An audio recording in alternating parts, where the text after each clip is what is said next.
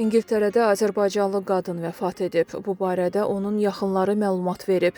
Xeyli müddətdir bu ölkədə yaşayan Natəvan Qasımzadə dünyasına dəyişib. 34 yaşlı Natəvanın hamiləliklə əlaqədar qəfil vəfat etdiyi bildirilib. Qeyd edək ki, Natəvan Qasımzadə Westminster Universitetində hematologiya ixtisası üzrə magistr təhsili alıb. O, daha sonra İngiltərədə qalaraq tibb sahəsində çalışmağa başlayıb. Paytaxtın Nəsimi rayonunda soyğunçuluq edən 3 nəfər saxlanılıb. Zərər çəkən şəxs tanışlıq səhifələrinin birində ünsiyyətdə olduğu qadınla görüşmək üçün onun təyin etdiyi ünvana yollanıb.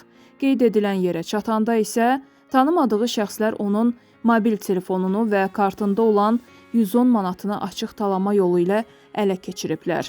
Nəsimi rayon polis idarəsi 22-ci polis şöbəsinin əməkdaşları tərəfindən həyata keçirilən tədbirlərlə qeyd edilən əməli törətməkdə şübhəli bilinən 22 yaşlı Məhəmməd Məmmədov, 20 yaşlı Zaur Həsənov və dəstənin 22 yaşlı qadın üzvü saxlanılıb.